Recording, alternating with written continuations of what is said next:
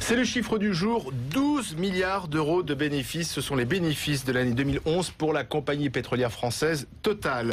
Le patron de Total, Christophe de Margerie, a toutefois précisé que son groupe allait payer environ 1,2 milliard d'euros d'impôts, dont le fameux impôt sur les sociétés que Total n'avait pas payé l'année dernière.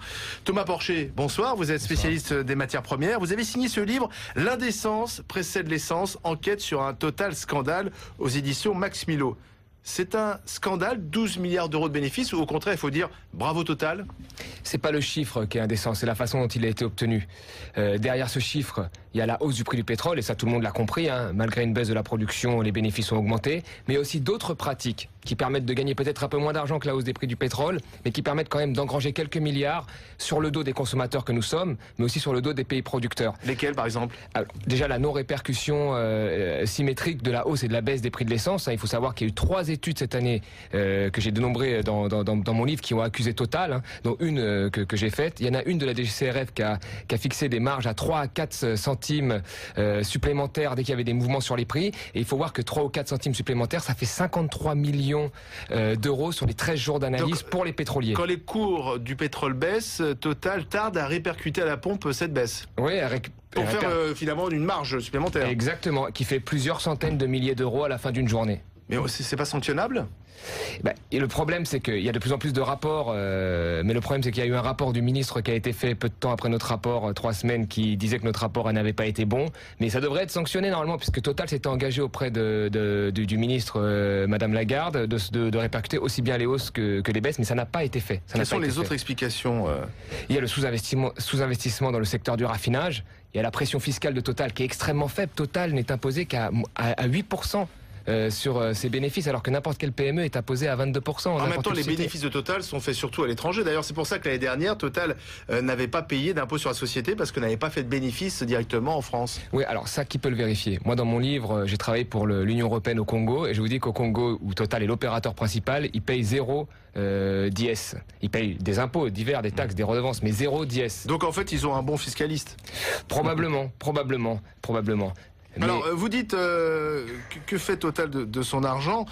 Christophe de Margerie vous a répondu. Donc, il y a quand même 1,2 milliard d'impôts payés par Total, ce qui n'est pas rien. Et qui est bien sûr en proportion aux 12 milliards de bénéfices. Et puis surtout, Total poursuit une politique d'investissement impressionnante. 20 milliards de dollars d'investissement, c'est le chiffre avancé par le président de Total. L'investissement, moi je le critique pas, c'est obligatoire. Mais pourquoi ne pas investir là aussi où il faut investir, c'est-à-dire dans le raffinage qui subit des pertes parce qu'il n'y a pas eu d'investissement depuis 20 ans.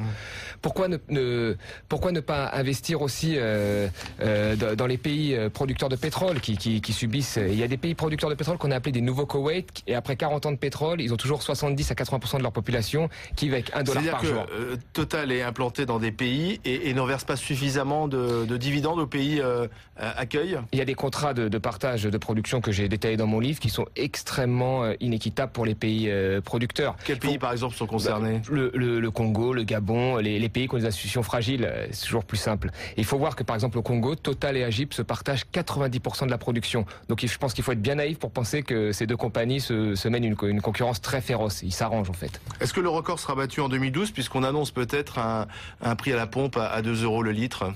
S'il continue à augmenter comme ça le prix à la pompe, c'est ce que j'ai dit dans mon livre, là il a pris 10 cents en un semestre. Donc vous voyez, dans 2 ans, on est à 2 €.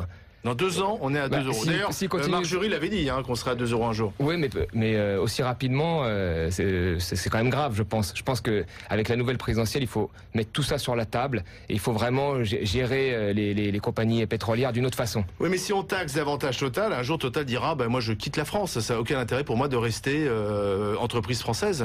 Mais alors, où est-ce qu'elle va installer? Elle détient 40% des stations-service. Alors même si elle gagne pas énormément d'argent, mais elle en gagne quand même puisqu'elle va payer un impôt. Où est-ce qu'elle va installer ces stations-service? En Angleterre, il y a BP. En Hollande, il y a Shell. En Italie, il y a Agip. C'est pas si simple de partir. C'est un jeu de chantage, en fait, de petit garçon avec son papa. Total emploie 35 000 personnes en France sur 170 sites. Ouais. Les raffineries, elles vont fermer? Regardez, il y en a pratiquement une qui ferme par année. Tout le monde dit qu'il faudra un ajustement. Et là, c'est très dangereux pour nous. parce qu'on devra importer notre essence. On va l'importer d'où? D'Asie. Mais le jour où l'Asie, lui, aura beaucoup besoin d'essence, il va nous le faire payer beaucoup plus cher. C'est extrêmement dangereux de fermer nos raffineries. Et là, on les a divisées déjà par 2. Donc vous dites il faut que dans cette campagne présidentielle, on parle de Total. Il faut absolument. Des propositions. Il faut absolument. Moi, je pense la TPP flottante est une idée mauvaise, mais bloquer les prix pendant un certain temps pour remettre sur la table, parce que ça peut pas continuer comme ça. Au fur et à mesure, les bénéfices vont augmenter d'année en année parce que le prix du pétrole va augmenter, l'essence va augmenter. C'est plus possible comme ça. Il faut tout changer. Et d'ailleurs, je propose à la fin de chaque controverse, parce que j'en ai vu 8 de pratiques dans mon livre contre les compagnies pétrolières, et à la fin de chaque pratique, je propose une conclusion. Merci Thomas Porcher. Je rappelle que vous avez signé chez Maximilo l'indécence précède l'essence, enquête sur un total scandale. Merci. À bientôt sur donc les prix du pétrole qui vont continuer, vous nous l'avez dit, à augmenter. On va maintenant débattre.